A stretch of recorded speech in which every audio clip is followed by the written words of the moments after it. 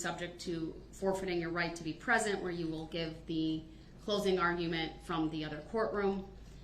And if you continue in a blatant disregard of the requirement that you not reference in any way jury nullification, I may make that final determination outside the presence of the jury. I object to that, Your Honor.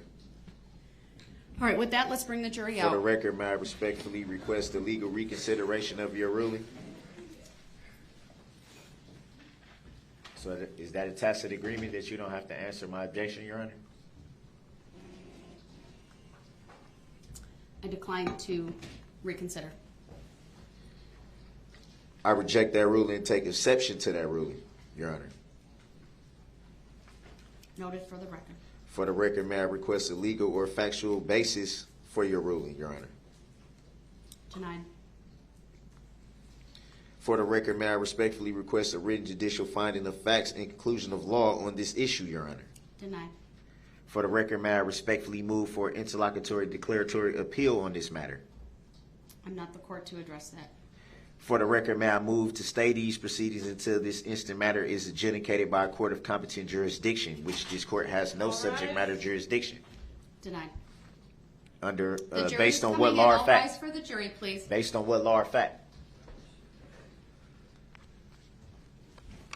Because I'm going to inform the jury of their power. They deserve to know.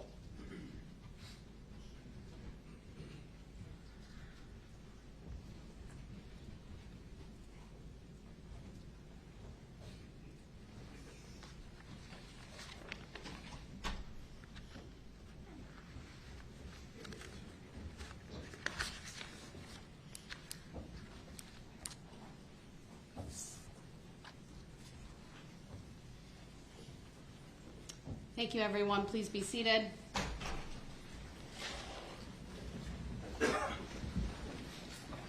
Go ahead, Mr. Brooks, your closing argument, please.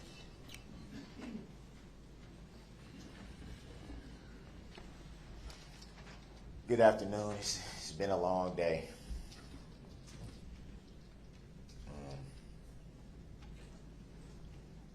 First off, I'd just like to start by letting you guys know that it's a lot of information that you guys should be privy to, I believe. And one thing that I believe that you have not been privy to is the truth of your rights and your duties, being the jury. The fact that you and you alone have the power, not well-prepared DAs with well-prepared and clearly rehearsed speeches and exhibits and a lot of theatrics. Frankly, not the judge. You and you alone have the power. You and you alone decide what is truth and what isn't truth.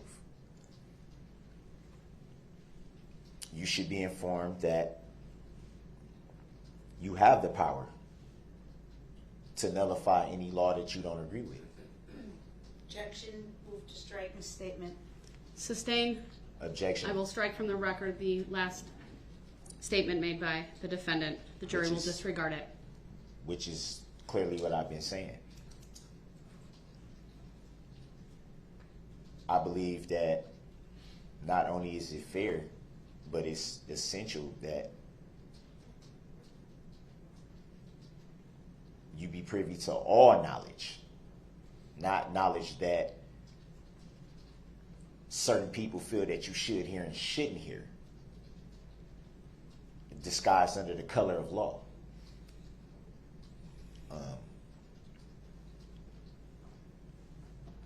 The fact of the matter is, just like I did with my opening statements, I don't have a well-prepared or rehearsed speech.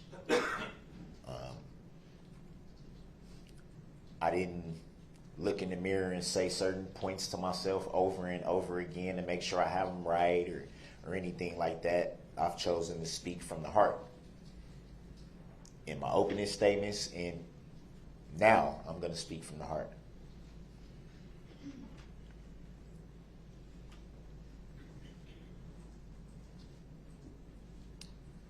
What you won't hear me do is argue facts. And the reason you won't hear me argue facts is because I believe that it takes away from what should be recognized. The tragedy of this event. It should be recognized.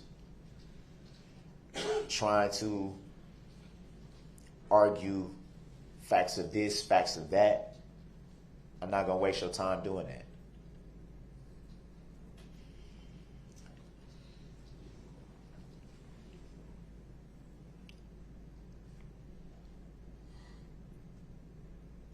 It's a little emotional.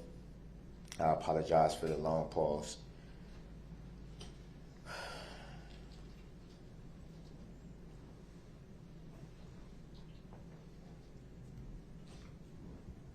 It's hard to keep everything together emotionally. And honestly, I don't believe that I have any more tears left. It's been a hard year. For the families, mostly. And that should not be lost on anyone. It shouldn't be taken away. I said it before and I'll say it again. It's a lot of people that are healing, that are attempting to heal.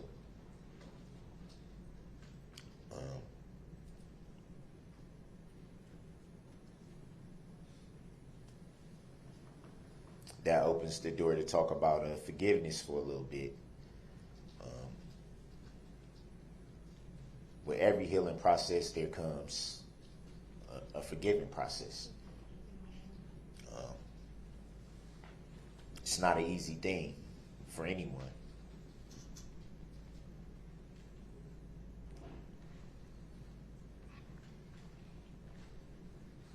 What you've been hearing from the prosecution, and not to take anything away from them, but let's call it what it is. You've been hearing a lot of rerun. Same things over and over and over. No different than when you turn on the radio and you first hear that song that you don't like when you first hear it, but they play it so much that eventually you start saying it, the words to yourself before you even realize it. And then you sit and you go, I hate that song. Why am I singing it?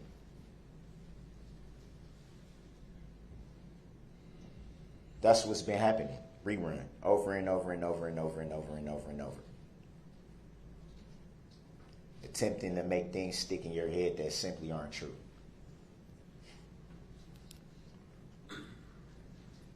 Why do I say, what am I saying?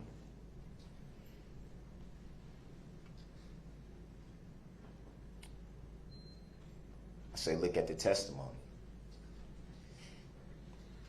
You know, the thing from the prosecution here has been intent, intent, intent, intent.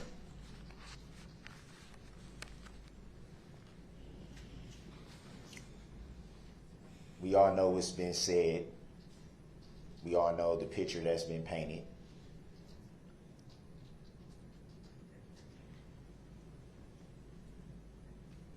Even the prosecution said themselves.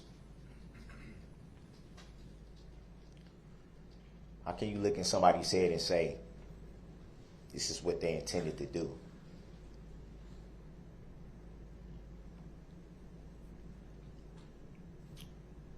You know, for a year, I've sat and gone through this.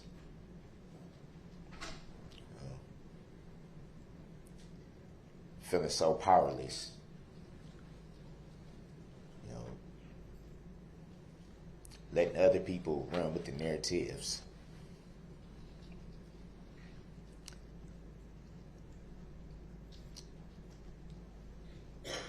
Sitting back helpless while other people paint a picture that has zero truth. Zero.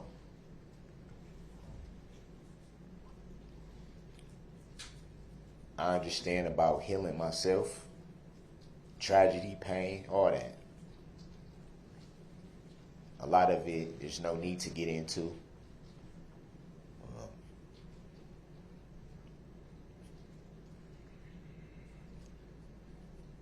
I myself in my own life have had to do a lot of healing.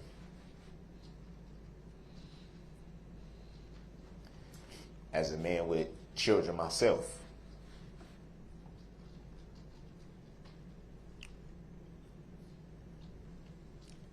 I find it hard to believe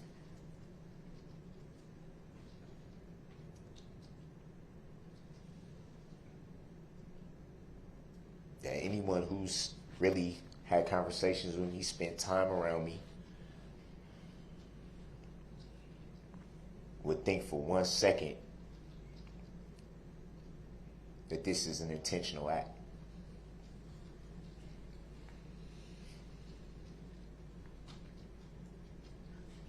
I've never heard of someone intentionally trying to hurt someone while attempting to blow their horn.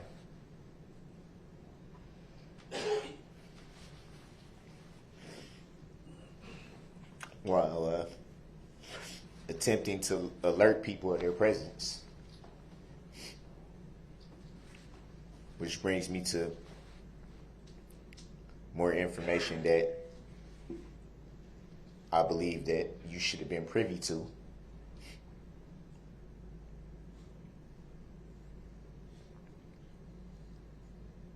And I'm sure that the prosecution will beg to differ. But the fact of the matter is,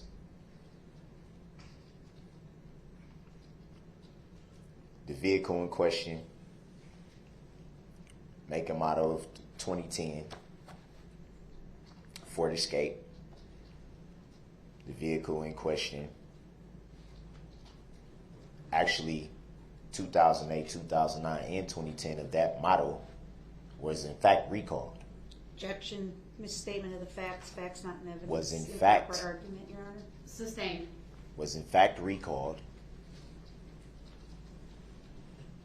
Was in fact a class action lawsuit against Ford Objection, for those facts not in model evidence, for Your those Honor. model vehicles. Sustained. The juror will disregard. Information that you should have been privy to, that you weren't allowed to be privy to. Why? I don't know.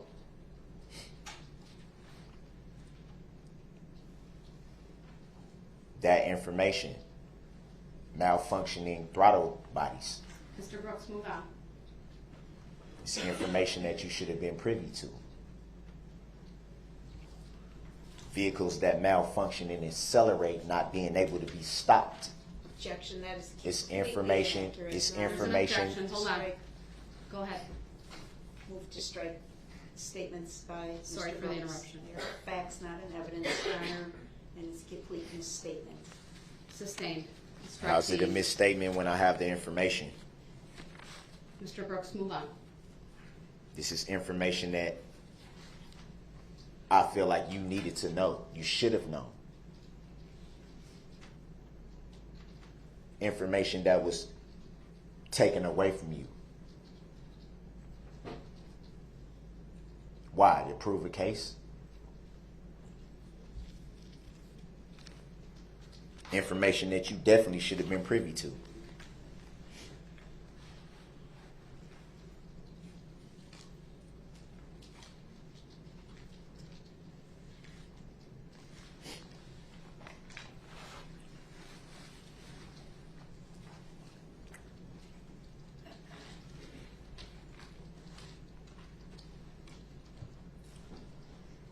DA says the defendant has an utter disregard for human life. Utter disregard for human life.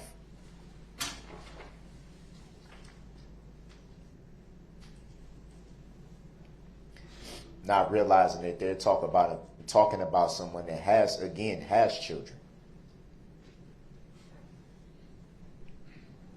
talking about someone that watched their children come out of the womb and be born into this world, cut the umbilical cord, held them before their mom even did it.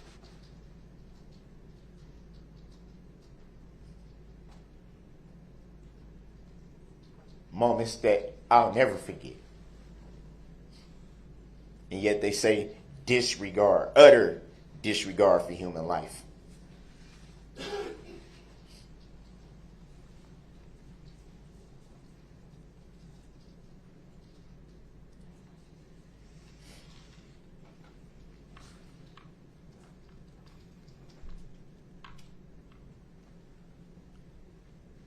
They made reference to a rage,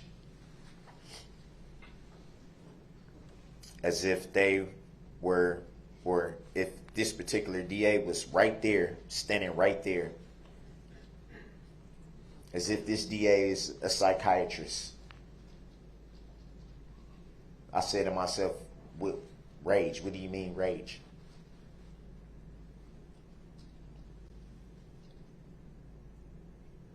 How can you characterize that?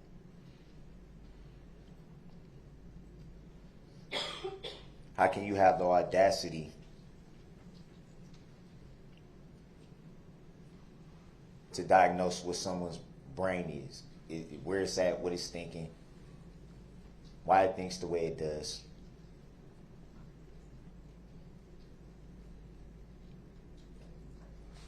DA makes references to blocks of no one being injured, but then says it's intentional.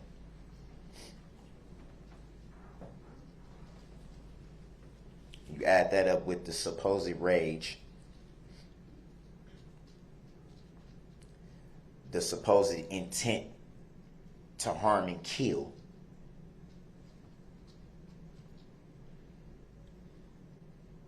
and it doesn't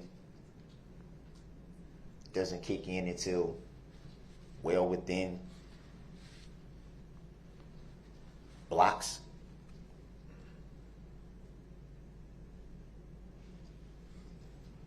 And maybe it's just me, but I would think if I was characterizing someone with this intent to kill and this rage and this anger,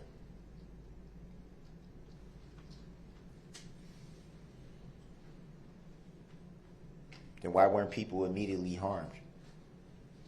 Why would someone with intent to kill and rage try to alert people of their presence, repeatedly honk their horn?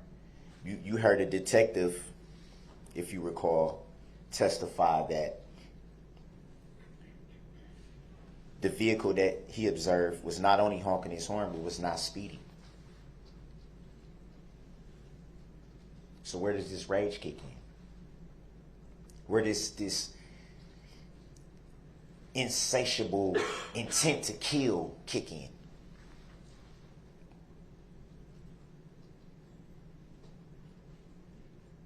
They speak as someone who's known someone for years.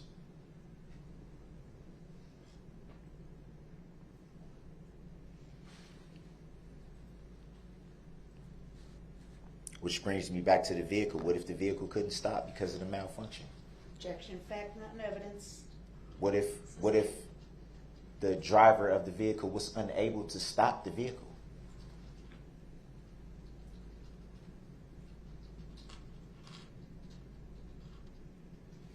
Because of that fact, what if the driver may have panicked?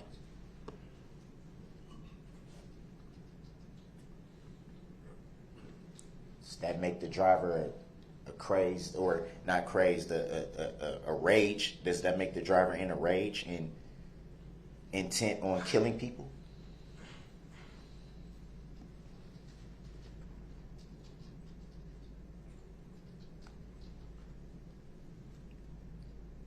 DA played a exhibit 17. You don't see anyone struck in that vehicle. On that exhibit, you don't see anyone struck.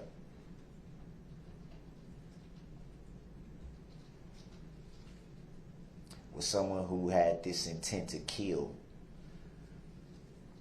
this rage, as she says. If that was their intent, wouldn't they have taken the opportunity to hit as many people as they could? Target people, mow down people.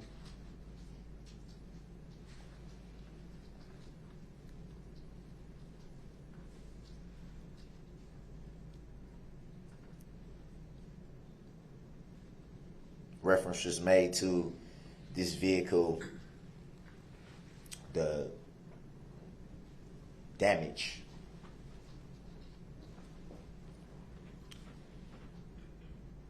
Says this was all caused by bodies, but then later turns around and says hits barricades and other objects. I've heard testimony about hearing loud crashes and things of that nature, but the DA wants you to believe that this all came from people.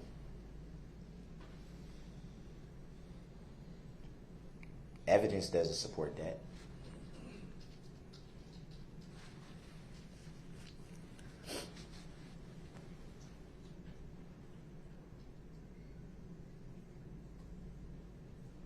So I go back to trying to wrap my head around everything that's happened in the last year.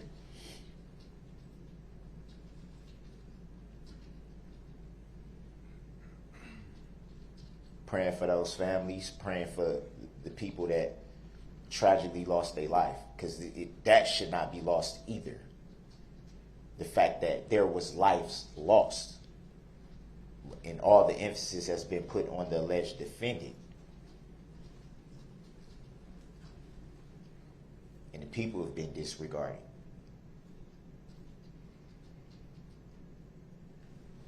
Makes me wonder, does the DA even care about those people?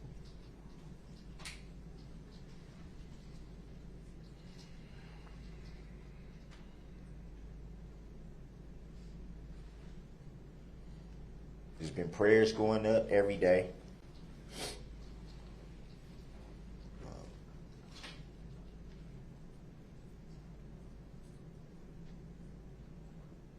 It's been suffering on both sides.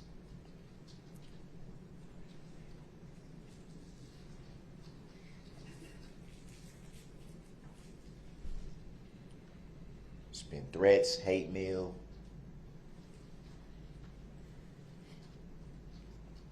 Because of the narratives that's been put out there. The misconceptions that have been put out there. The lies that have been put out there. Lies that have caused my children not to be able to go to school. To be bullied. For my mother to have to leave her home and stay at a hotel because she's afraid for her safety. Because she gets hate mail shoved through her mailbox.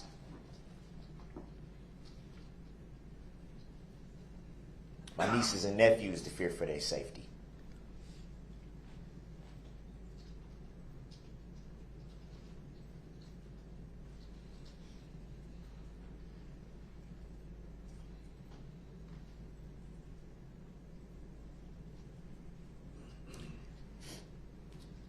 And what's been equally hard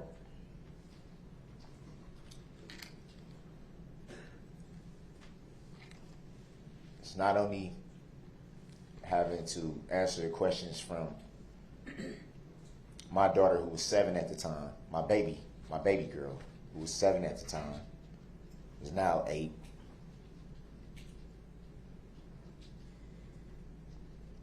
Attempting to answer her questions that she's asking, and still continue to shield her from what she sees, what she hears.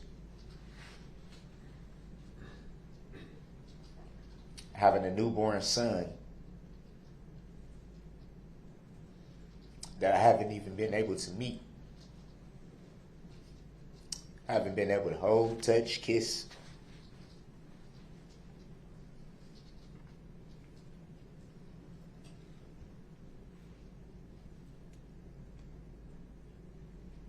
Having to navigate everything that comes with this whole situation,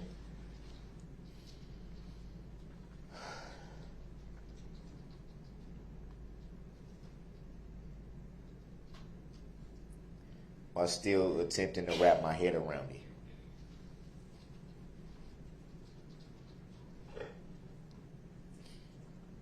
I can't honestly say how many times I've sat in my cell, especially during lights out, alone, where it's just you.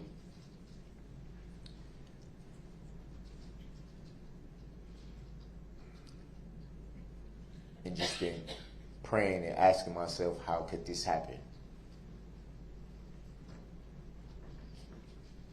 Not just for the people,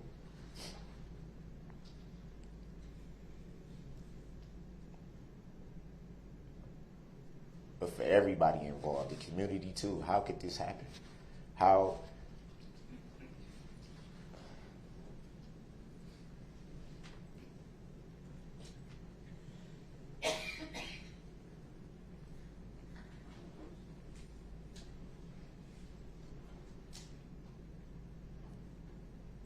The hardest questions you can ask is those that don't have an answer.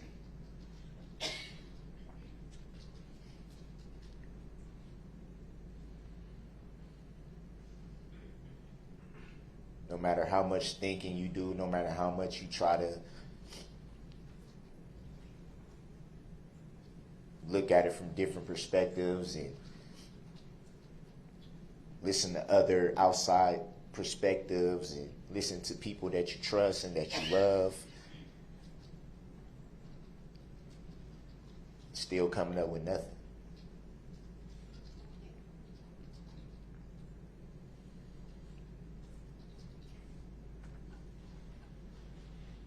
But to think for 1 second, one question I never had to ask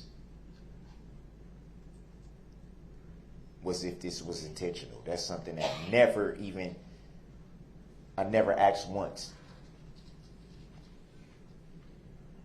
Because I know it wasn't.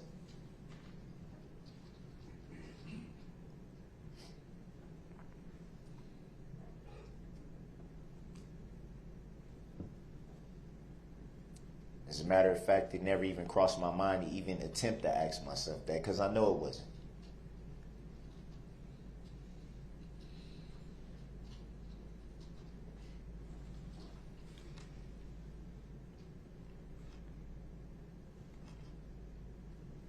And I know sometimes during this trial probably doesn't show. Maybe hard to believe.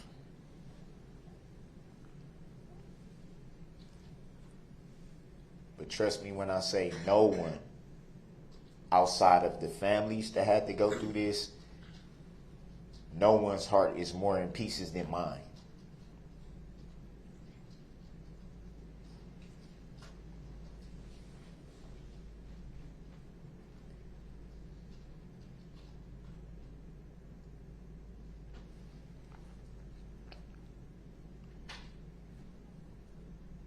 So again, I go back to all these exhibits.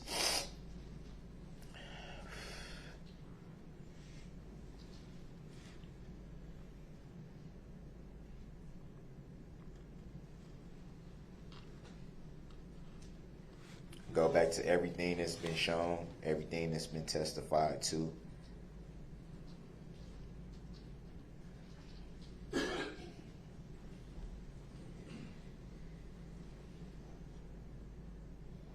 Everything you've heard during this whole process, this trial.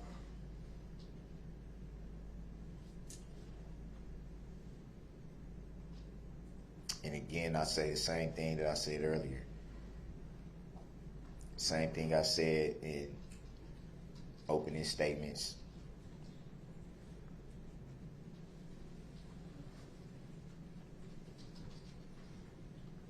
I'm not reading from any paper, any books.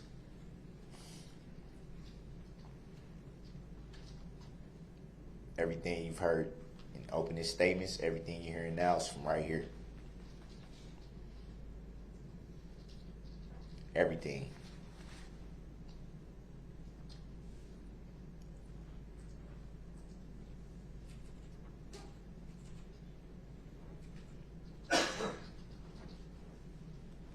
decision.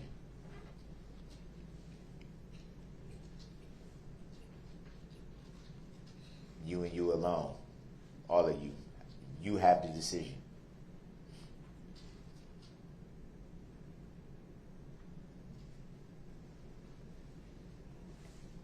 I'm sure you've taken a lot of notes during this process.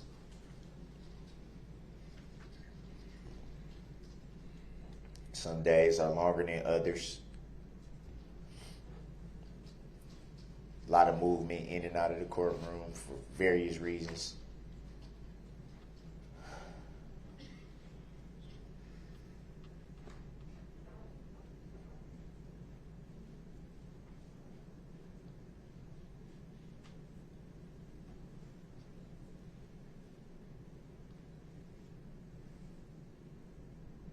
Remember the power that you have.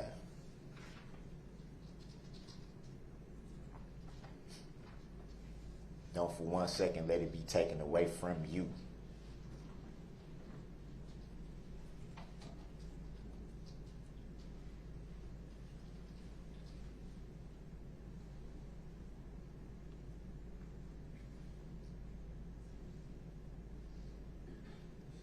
I can never understand the position of sitting on a jury in something of this magnitude. So I'm sure there's a lot of pressure.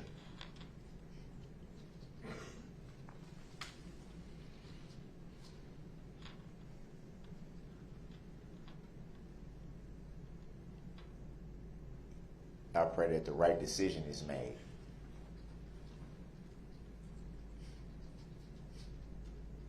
The right decision.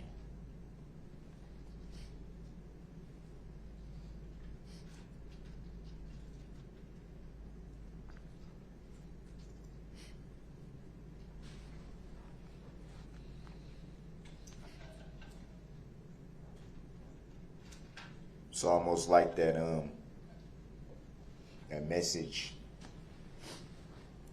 well, not message, but that writing when we're in our vehicles and we got that rearview mirror and it said things are closer than they appear. But it's also another way of saying sometimes things aren't as they appear.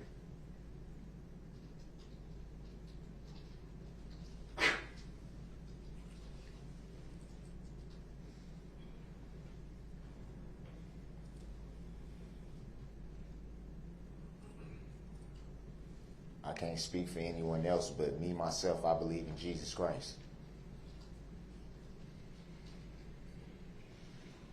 That's how I was raised. That's what I believe in.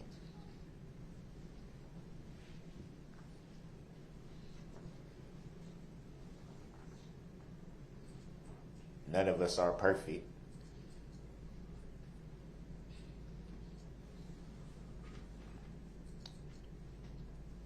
But I try every day to make sure that I acknowledge him. That's why every time I step in this courtroom, I have my Bible with me everywhere I go. I even read it on breaks, recesses. This is not something that started at the beginning of this incident. This is something that has been instilled in me since I came out of the womb. This is how my family lives their life. This is how we was raised.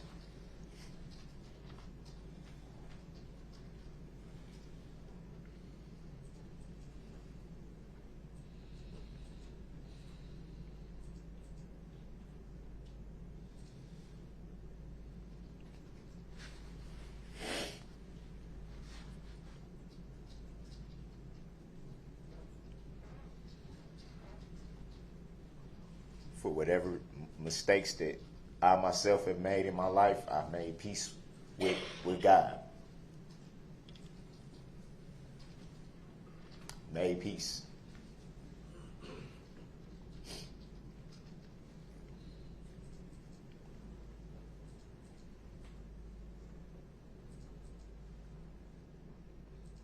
I'm happy to say that my conscience is clear.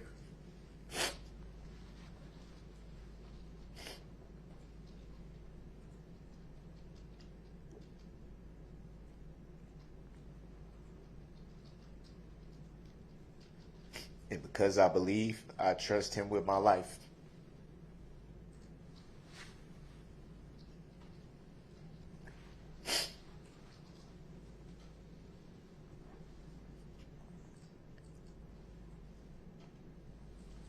Nobody will never know why it was his will for this to happen.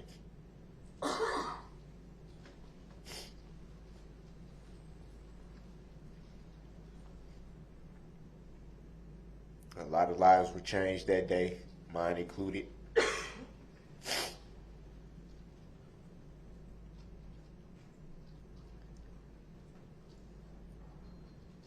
God's way is not our own. And no matter how much sometimes we want to question, we have to have faith.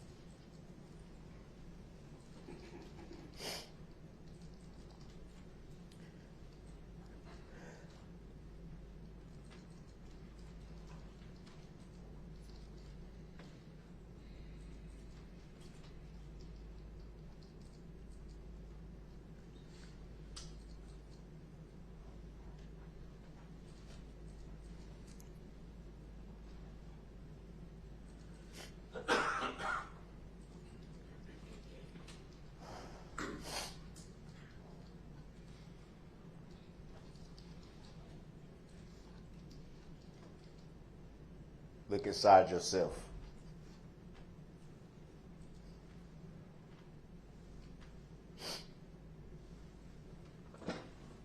Look inside yourself and make the right decision.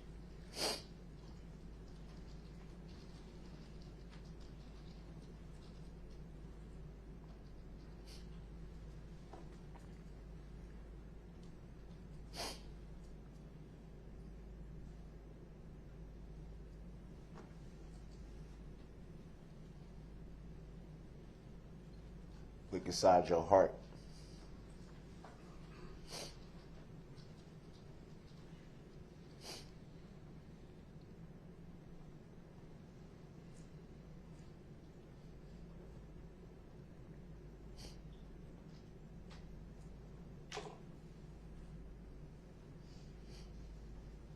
You have everything in your hands now.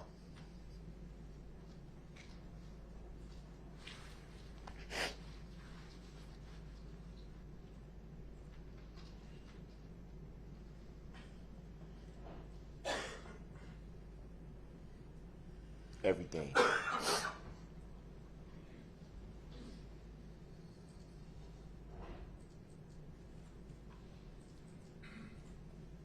Do what's right.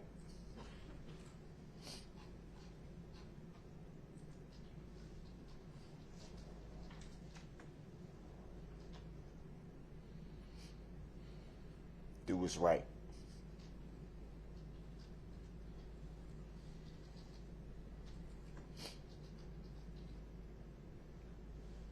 Don't let the smoke and mirrors take away your power.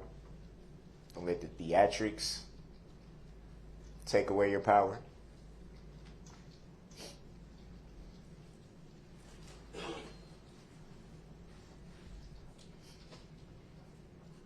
Each and every one of you has a decision.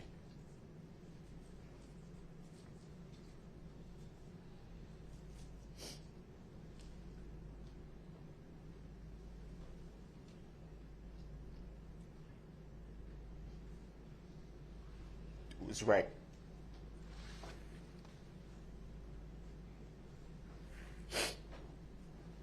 Make the right decision.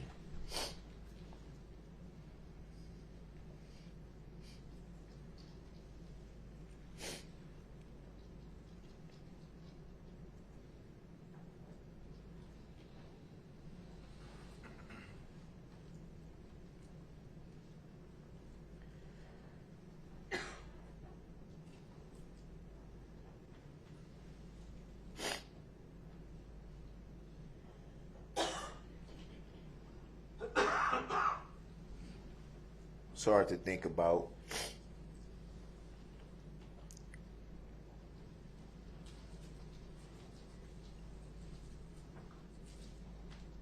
my younger kids getting older and at some point having to explain everything to them.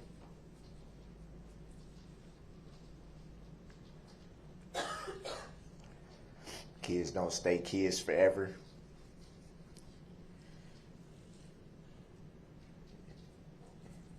And nowadays, kids is frankly a lot smarter than we were when we was kids. I'll tell you that much.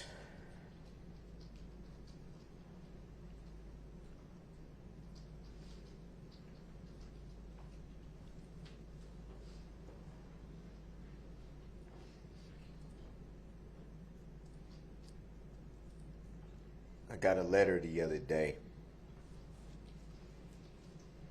from my youngest daughter, and she's still learning cursive right now, so she's the best writer when it comes to cursive. She'd rather print.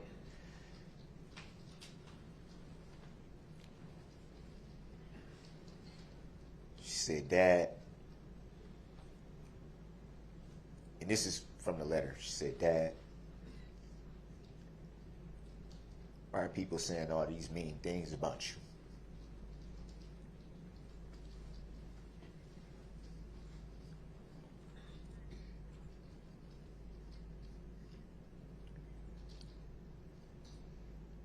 I haven't read the rest of that letter yet.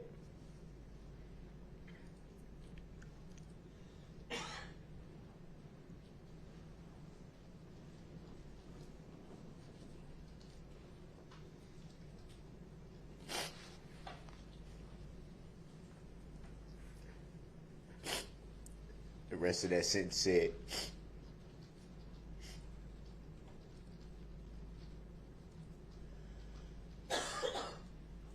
"That's not the dad I know."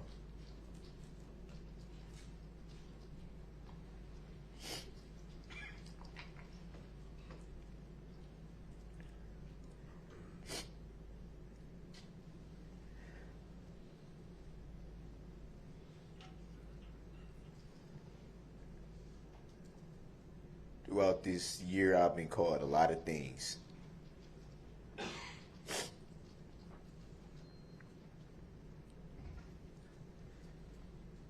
And to be fair, I am a lot of things.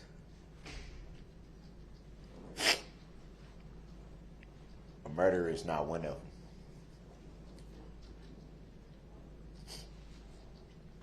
them. Never has been, never will be.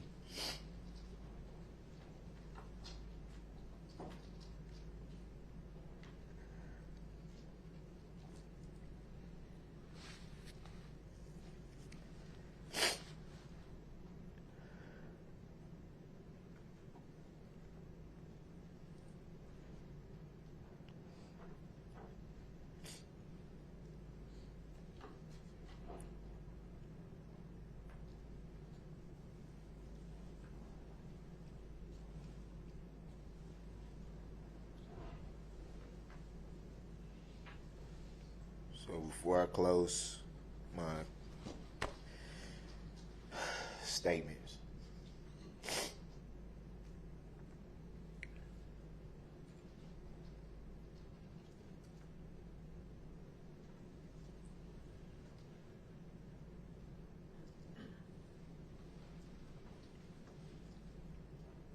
just want to say, open your hearts.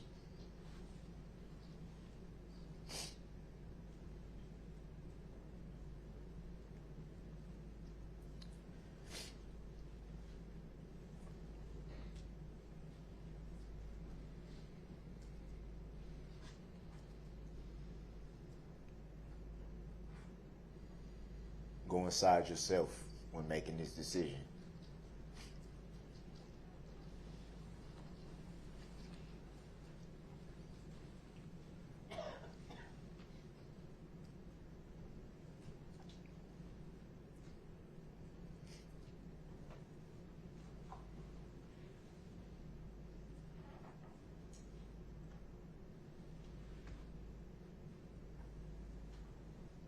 Have no fear.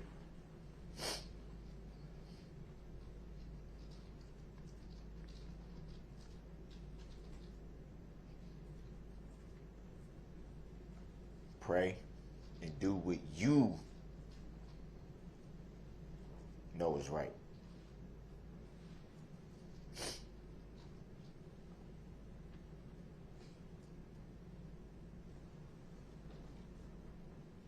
you know is right.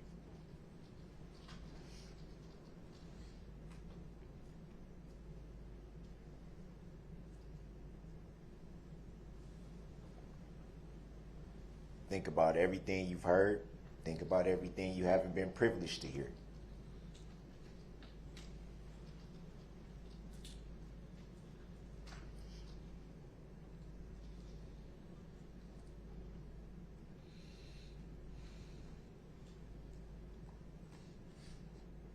Think about the whole entire picture.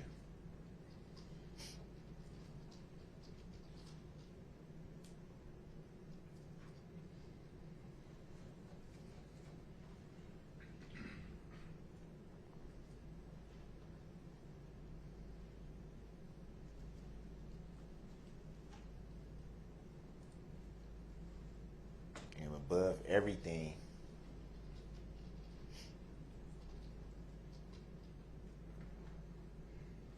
whatever you decide, make sure you yourself can live with it.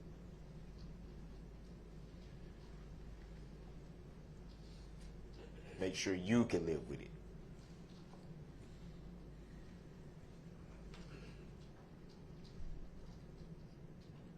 That's the magnitude of the power that you have.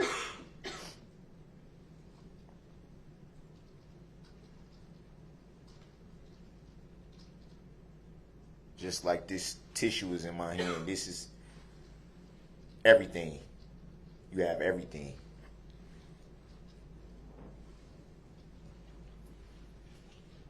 Be at peace with what you decide.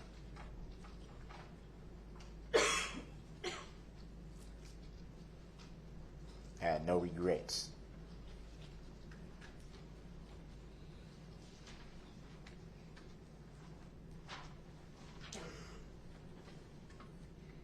Don't let this decision weigh on you after it's over.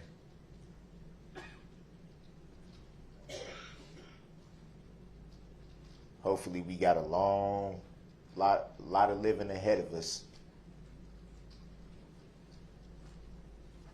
Lord willing.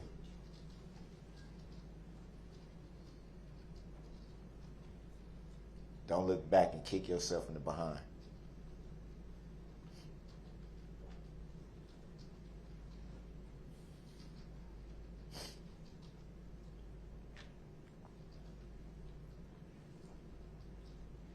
It's been about 3 weeks with you. And it took a lot of courage and a lot of guts to pause your life for this.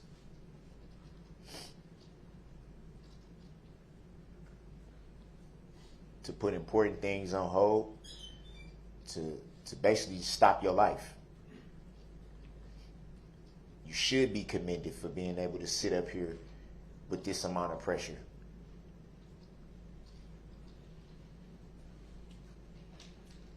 I want you guys to know that's not lost on me. I'm sure it's a lot.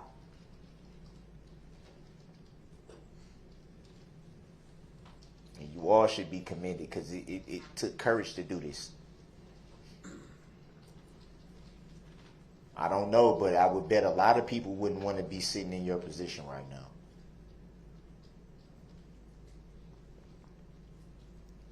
And you guys had the guts to do it.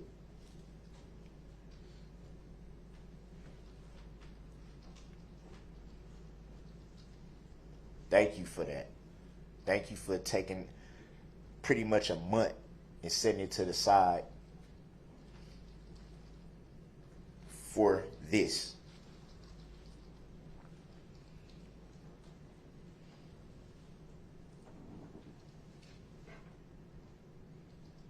I know it's probably not proper, but you guys deserve a round of applause if you could get one.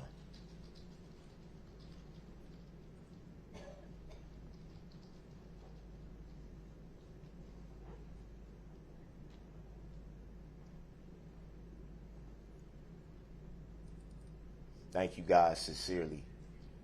And I know and I have faith and I trust that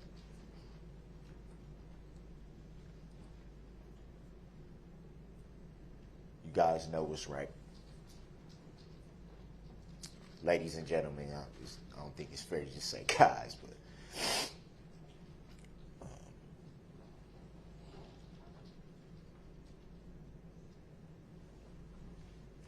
I believe in your heart you know what's right.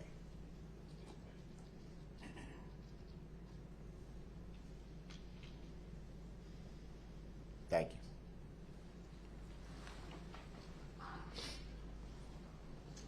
Thank you, sir. Before I give the state an opportunity to present rebuttal, please stand for a minute. So please stand.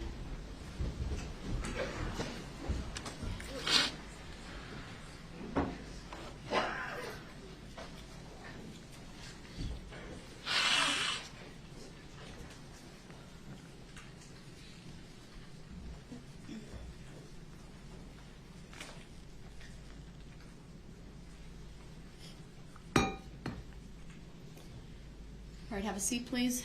And Attorney Opper, I did time both closings. You have 13:28 left.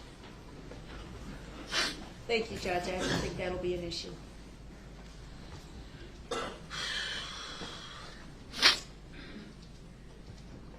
Folks, let me just say this. Mr. Brooks stands here and professes to speak to you from his heart. He plays on your sympathy. He talks about his children. He talks about the hardships that he's encountered and his family's encountered. And he brushes over the loss to the community. He wants to talk about how he's never held his newborn son. Never once acknowledges the Sorensen family, the Owen family, the Duran family, the Hospital family, the Kulik family, the Sparks family. Never once. It's nice that Mr. Brooks can get letters from his loved ones.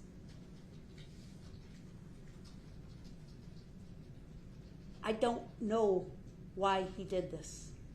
I told you that. But actions define a person. It's that simple. You can stand with the Bible in your hands all day long and profess to be the finest man under God that you can be. But when you drive through a parade route and roll over children with band instruments to the extent that your vehicle heaves up and down, your intent is known, Mr. Brooks. It doesn't have to be guessed. It's known. You don't have to stand and wonder as he claims to.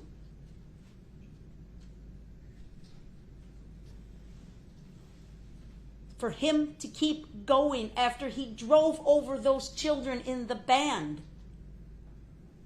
and have Jackson Sparks fly off the front hood of his car, lifeless, and keep going. And have Jane Kulik fly off the hood of his car, run her over, and keep going. I'm not going to go on. You get it. You need to look in the mirror, Mr. Brooks. If you want to accuse me of practicing my closing argument, you need to look in the mirror, sir. Your actions are that of a murderer. You murdered these 6 people. You endangered the safety of 61 others. There are 68 victims in this case, folks. That's not an accident. That's not a, gee, I woke up one day and don't know how I found myself in this position. If you have some explaining to do to your children, Mr. Brooks, I recommend you do it.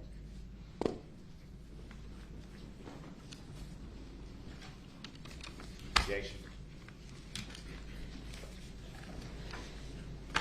Now, members of the jury, the duties of the parties and the court have been performed. The case has been argued by the parties. The court has instructed you regarding the rules of law which should govern you in your deliberations.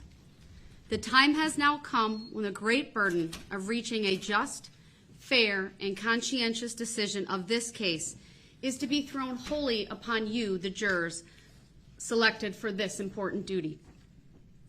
You will not be swayed by sympathy, prejudice, or passion.